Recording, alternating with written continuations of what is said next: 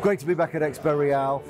Fantastic to see so many people back again. Certainly at the International Investors Lounge, we've been taking the mood of I guess, a lot of the investors here in a series of panels over the 3 days. And a couple of things have really plainly come through.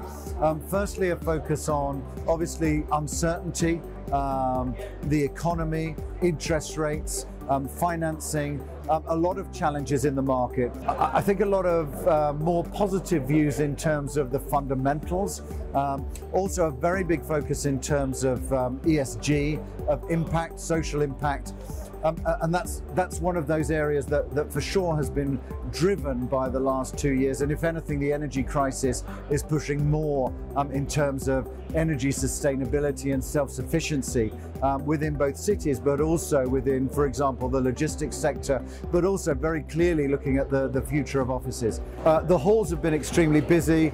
Certainly, we've had a number of networking events where there's been a lot of discussion around the market, a lot of the key themes. And what's gradually coming through is that there'll be some stabilization coming into the market, maybe looking more towards sort of Q2, maybe around the time of MIPIM next year, but certainly less of a, I suppose, less doom and gloom than everybody was expecting, and has certainly been in the market in the few weeks beforehand. And also interesting to see some positivity around particularly the fundamentals in the market for logistics, for residential, for student housing, and also for some aspects around both the Dutch market and also the German market.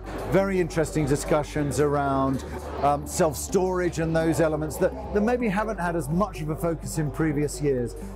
But I would say the mood in EXPO Real was cautious optimism.